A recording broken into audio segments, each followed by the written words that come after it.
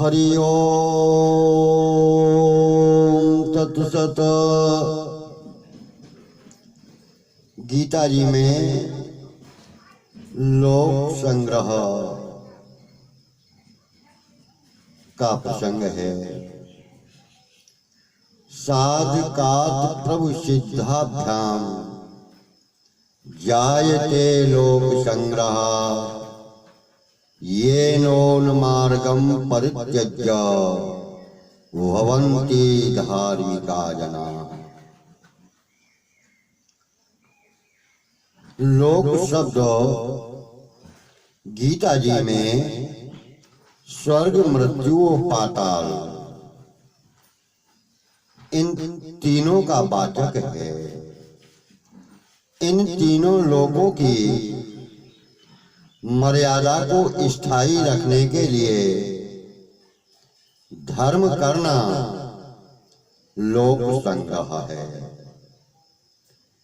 यह लोक संग्रह मनुष्य के ही अधीन है, क्योंकि मनुष्य शरीर में किए गए कर्मों के फल रूप में ही स्वर्ग, मृत्यु, पाताल तीनों प्राप्त होते हैं। 14वें अध्याय के 8वें श्लोक में जिसको लोग आदर की दृष्टि से देखते हैं, आदर्श मानते हैं,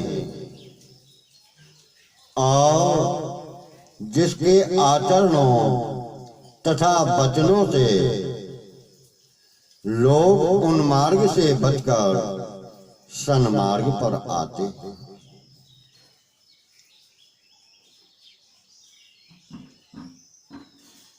उनके द्वारा लोक संग्रह होता है। यह लोक संग्रह साधक यानी साधना करने वाले सिद्ध, जो साधना पूर्ण कर चुके हैं, भगवान इन तीनों के द्वारा होता है। जैसे कि साधक के द्वारा लोक संग्रह, भगवान ने अर्जुन को साधक मात्र का प्रतिनिधि बनाकर कहा कि पहले राजा जनक जैसे महापुरुष कर्मों के द्वारा ही परम सिद्धि को प्राप्त हुए। अतः लोक संग्रह को देखते हुए तू भी उनकी तरह अनासक्त भाव यानी किसी भी कार्य में, किसी भी कर्म में आसक्ति रहित भाव से कर्म करने के लिए योग्य हो। 3 अध्याय के 20वें श्लोक में आओ सिद्ध के द्वारा लोक संग्रह। सिद्ध महापुरुष जो आचरण करते हैं, अन्य मनुष्य भी वैसा ही आचरण करते हैं, और वे अपनी वाणी से जो कुछ कहते हैं, दूसरे लोग भी उसका अनुवर्तन करते हैं। 3 अध्याय के 21वें श्लोक में वर्णन है। कर्मों में आसक्त मनुष्य जिस प्रकार सावधानी और तत्परता पूर्वक कर्म करते हैं, सिद्ध महापुरुष भी लोक संग्रह की इच्छा से अनासक्त भाव से उसी प्रकार कर्म करते हैं। आसक्ति नहीं होती उनकी कर्म में। 3 अध्याय का 25वां श्लोक। अब भगवान के द्वारा लोक संग्रह। भगवान अपने विषय में कहते हैं कि त्रिलोकी में मेरे लिए ना तो कुछ करना बाकी है और ना ही कुछ पाना बाकी है, तो भी मैं कर्तव्य कर्म करता हूं। यदि मैं निरालस्य होकर कर्तव्य कर्म ना करूं तो लोग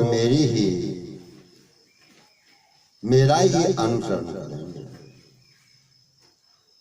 अर्थात वे भी अपना कर्तव्य कर्म छोड़ देंगे, जिससे उनका पतन हो जाएगा।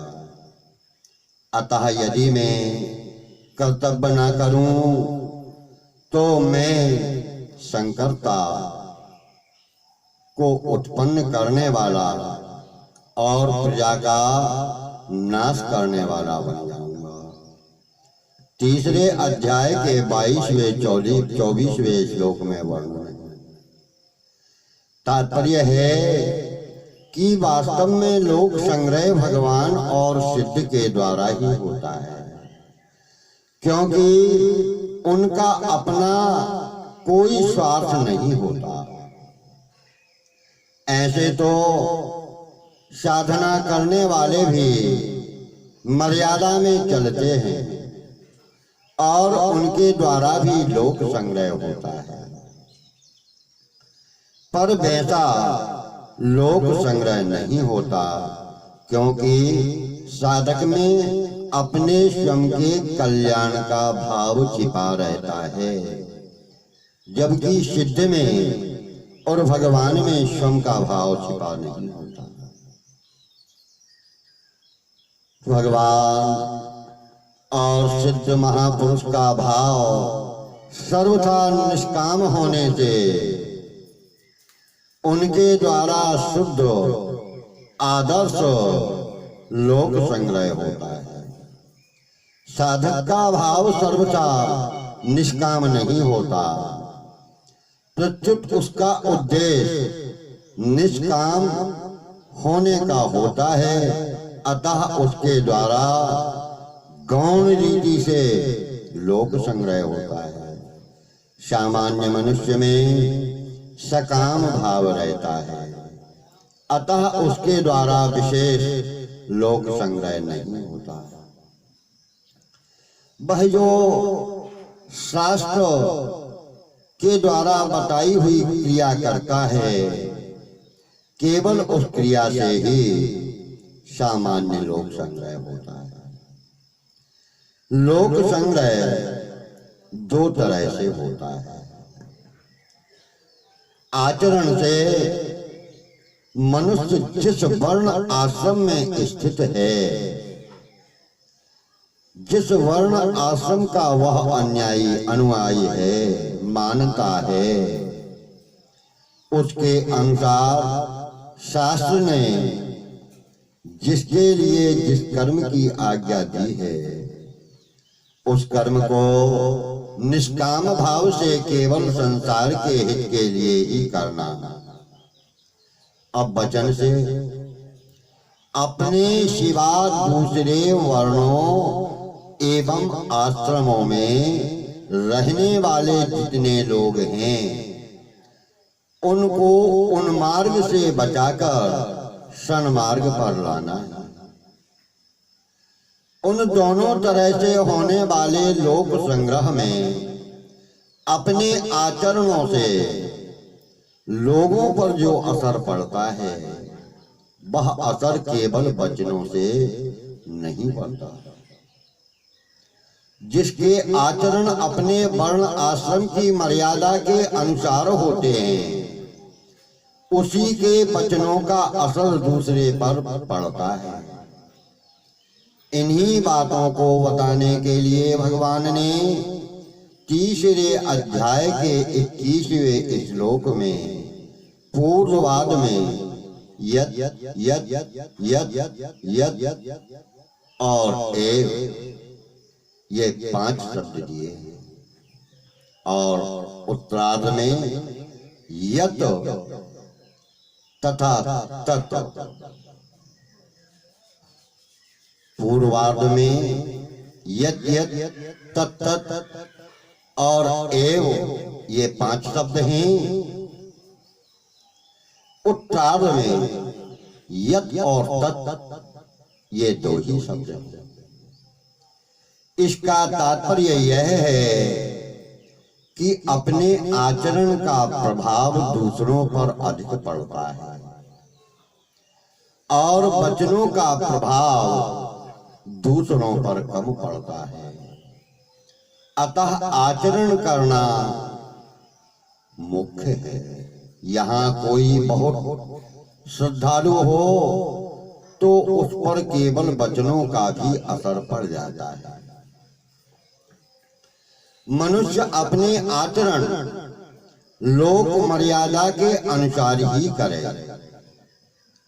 जिसमें किसी प्रकार का दिखावटीपन बहिर्व्यापन न हो। उन आचरणों को जो देखे या न देखे, माने या न माने, इसकी परवाह न करके वह मुख्य समुदाय में अथवा एकांत में सुचारू रूप से अपने कर्तव्य का पालन करता रहे। उन कर्मों को करने से किंचन मात्र भी व्यक्तिगत स्वार्थ का भाव न रखे। प्रत्युत विश्व मात्र के हित के लिए वह भाव होना चाहिए। तात्पर्य यह है कि संपूर्ण कर्म संसार मात्र के हित की दृष्टि से ही करना चाहिए।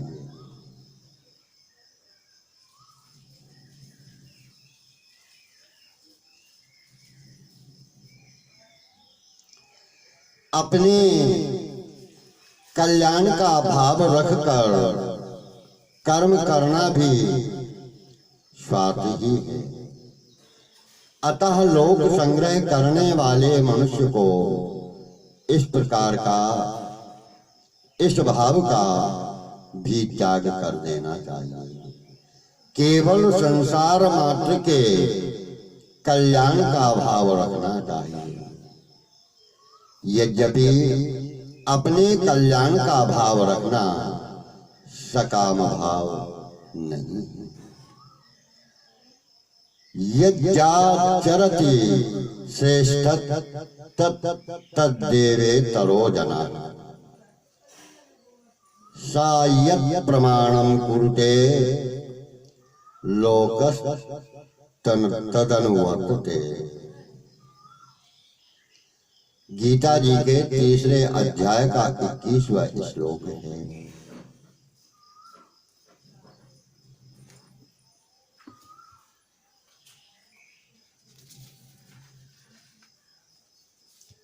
जो भी व्यक्तिगत कल्याण का भाव लोक संग्रह को पूरा नहीं होने देता, जो मनुष्य अपने कल्याण का भाव न रखकर केवल दूसरों के कल्याण का भाव रखकर अपने कर्तव्य का पालन करता है, उसके द्वारा स्वतः ही लोगों का हित होता है।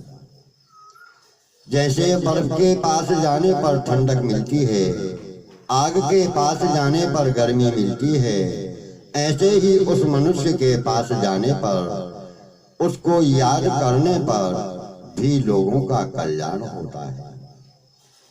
अगर ऐसा मनुष्य गृहस्थाश्रम में हो तो उसके घर का अन्न जल लेने वालों का भी कल्याण हो जाता है, और अगर वह संन्यास आश्रम में हो तो वह जिसके अन्न जल आदि को ग्रहण करता है, अतः उस अन्न जल देने वाले का भी कल्याण होता है। ऐसे लोक संग्रही महापुरुष के दर्शन भाषण चिंतन से लोगों का कल्याण होता है।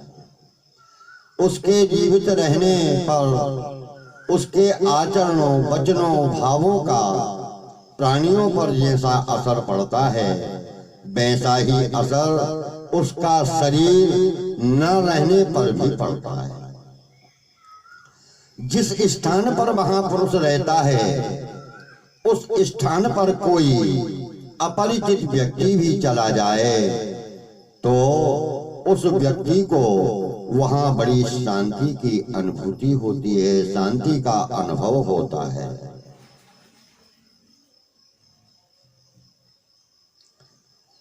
उस महापुरुष के दिए हुए उपदेश आकाश में स्थायी रूप से बने रहते हैं। जो अधिकारी व्यक्ति को उसकी जिज्ञासा, उत्कंठा के अनुसार मिलते रहते हैं, अधिकारी व्यक्ति को इस बात का पता नहीं लगता कि वे भाव कहां से आ रहे हैं। उस पर उन भावों के आने में भगवान या संतों की कृपा को ही कारण मानता है। महापुरुष के द्वारा जो भी क्रियाएं होती हैं, वे सब आदर्श रूप से होती हैं। कहीं कहीं उनकी क्रियाएं अनुयायी रूप से भी दिखती हैं। जो आस्तिक लोग शास्त्र विहित कर्मों में एवं उन कर्मों के फलों में दृढ़ श्रद्धा विश्वास रखते हैं, सकाम भाव से तत्परता पूर्वक कर्म करते हैं, उन लोगों की तरह ज्ञानी महापुरुष भी तत्परता से कर्म करते हैं। तीसरे अध्याय के 25वें श्लोक में बताया है। कर्मयोगी साधक में कर्म करने का जो स्वभाव होता है, वही स्वभाव सिद्धावस्था में भी रहता है। अतः कर्मयोग से सिद्ध महापुरुष में स्वाभाविक ही कर्म करने की प्रवृत्ति दिखती है, परंतु ज्ञान योग से सिद्ध महापुरुष में जैसी प्रवृत्ति नहीं दिखती, कारण कि ज्ञान योगी पहले से ही अपने को असंग अनुभव करता है। अतः सिद्धावस्था में उसकी कर्मों और पदार्थों से स्वाभाविक ही उपरति रहती है। जो ज्ञान मार्ग के साधकों के लिए आदर्श होती है और उस महापुरुष की पदार्थ आदि से जो तटस्थता है, वह संसार मात्र के लिए हितकारी होती है। उस महापुरुष के शरीर द्वारा क्रिया होने में दो कारण हैं। एक उनका प्रारब्ध, दूसरा प्राणियों का भाव। जिस प्रारब्ध के प्रवाह से उसको शरीर मिला है, उसी प्रारब्ध से उसके द्वारा सभी क्रियाएं होती हैं और उसके सामने जो प्राणी आते हैं, उन प्राणियों के भावों के अनुसार ही उसके द्वारा क्रियाएं होती हैं। अगर उसके पास प्रेम भाव रखने वाला श्रद्धालु मनुष्य आता है, तो उसके साथ उस महापुरुष का वर्ताव भी प्रेम युक्त रहता है। और अगर उदासीन अथवा वैर भाव रखने वाला मनुष्य आता है, तो उस महापुरुष का वर्ताव भी उदासी की तरह ही होता है। वैर भाव महापुरुष में होता ही नहीं है। संसार में ज्ञान योग, भक्ति योग, कर्म योग आदि जिस योग साधन की जिस समय आवश्यकता होती है, उस समय संत महापुरुषों के द्वारा उसी योग साधन का प्रचार होता है। जैसे जिस समय संसार के लिए ज्ञान योग की आवश्यकता है, उस समय श्री शंकराचार्य जी के द्वारा विशेषता से ज्ञान योग का प्रचार हुआ। जिस समय संसार के लिए भक्ति योग की आवश्यकता थी, उस समय श्री रामानुजाचार्य जी के द्वारा विशेषता से भक्ति योग का प्रचार हुआ। जैसे भगवान के द्वारा होने वाली सभी क्रियाएं प्राणी मात्र के हित के लिए होती हैं, ऐसे ही महापुरुषों के द्वारा होने वाली सभी क्रियाएं प्राणी मात्र के हित के लिए स्वतः होती हैं। उसके आचरण एवं वचन उपदेश दोनों ही प्राणी मात्र के हित के लिए होते हैं, पर उसके भीतर हित करने का अभिमान नहीं होता। जैसे सूर्य भगवान से दुनिया को प्रकाश एवं कर्म करने की प्रेरणा मिलती है, ऐसे ही उस महापुरुष के आचरणों तथा वचनों से संसार को प्रकाश ज्ञान एवं कर्तव्य कर्म करने की प्रेरणा मिलती है, चाहे उसका शरीर रहे अथवा न रहे। जैसे भगवान श्री राम श्री कृष्ण के अवतार हुए, तब उनको साक्षात भगवान मानने वाले मनुष्य बहुत कम थे, पर आज उनको भगवान मानने वाले मनुष्यों की संख्या अत्यधिक है। कलयुग के कारण मनुष्यों के आचरणों में तो शिथिलता आई है, पर उनको भगवान मानने का भाव बढ़ा है। ऐसे ही महापुरुषों का शरीर न रहने के बाद भी उनके सिद्धांतों का, उनके वचनों का विशेष प्रचार होता है। जब तक मनुष्य में अहम भाव रहता है, तब तक उसकी संपूर्ण क्रियाएं दुनिया के लिए हितकारी नहीं होती। अहम भाव मिटने पर उसकी संपूर्ण क्रियाएं संसार के लिए हितकारी और आदर्श हो जाती हैं। सकाम भाव से कर्म करने वाले मनुष्य के कर्म भी दूसरों के लिए आदर्श होते हैं, पर वे कर्म कल्याण करने वाले नहीं होते। सकाम भाव से कर्म करने वाले मनुष्यों में उतनी ही शुद्धि आती है जितने से वे भोगों को भोग सके। उनमें वह शुद्धि नहीं आती जिससे कल्याण हो जाए। जिन गांवों में, प्रांतों में संत महापुरुष हुए हैं अथवा हो गए हैं, वे गांव आज भी शुद्ध हैं, अर्थात आज भी वहां के लोगों में आस्तिकता, अच्छे विचार, अच्छा आचरण आदि देखने में आते हैं। परंतु जिन गांवों में ना कोई संत हुआ है, ना कोई संत गया ही है, उन गांवों के लोग भूत प्रेतों की तरह ही बर्ताव करते हैं। हरि ओम तत्सत।